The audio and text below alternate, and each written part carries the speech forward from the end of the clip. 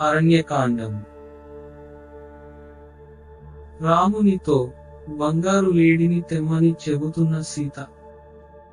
రాజా రవివర్మ చిత్రం.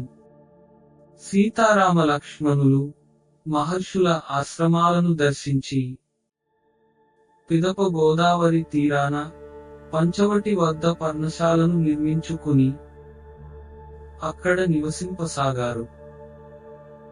అక్కడికి శూర్పణఖ అనే కామరూపి అయిన రాక్షసి వచ్చి రామలక్ష్మణులను మోహించి సీతను తినివేయడానికి సన్నద్ధమైనది. లక్ష్మణుడు ఆమె ముక్కు చెవులు కోసి పంపాడు. రోదిస్తున్న శూర్పణఖ కసి తీరడానికి తన సోదరులైన కరదూషణులనే రాక్షసులు 14,000 మంది గల రాక్షస సైన్యముతో రామునిపై దండెత్తారు. రాముడొకడే వారందరినీ హతం చేశాడు. శూర్పణఖ వెళ్లి రావణునితో మొరపెట్టుకుంది.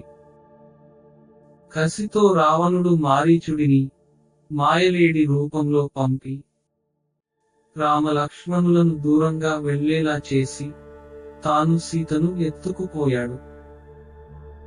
సీత కనిపించక హతాశులైన రామలక్ష్మణులు ఆమెను వెతుకనారంభించారు.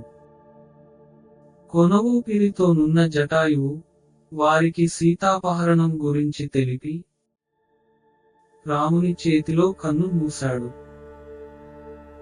రామలక్ష్మణులు మాతంగముని ఆశ్రమంలో వారి కోసం ఎదురు చూస్తున్న శబరి ఆతిథ్యం స్వీకరించి ఋష్యముఖ పర్వతానికి బయలుదేరారు. కిష్కింధకాండం. వాలి మరణ సమయంలో రాముని ఉపదేశం. రాముడు వానరుడైన సుగ్రీవుడు అగ్నిసాక్షిగా మిత్రులయ్యారు. వాలిని వధించి రాముడు సుగ్రీవునకు వానర రాజ్యం కట్టబెట్టాడు. తరువాత సుగ్రీవుడు వానరులను నలుదిక్కులకు సీతాన్వేషణ నిమిత్తమై పంపాడు. అలా దక్షిణ దిశకు వెళ్లిన వారిలో అంగదుని నాయకత్వంలో హనుమంతుడు, జాంబవంతుడు, నీలుడు, మైందుడు, ద్వివిధుడు, సుషేణుడు వంటి మహావీరులున్నారు. వారు అనేక అవాంతరాలను అధిగమించి దక్షిణ సముద్ర తీరానికి చేరుకున్నారు. ఇక 100 యోజనాల విస్తీర్ణమున్న సముద్రాన్ని దాటి లంకకు వెళ్లి సీతను వెదకడానికి హనుమంతుడు మహాతేజంతో సిద్ధమయ్యాడు.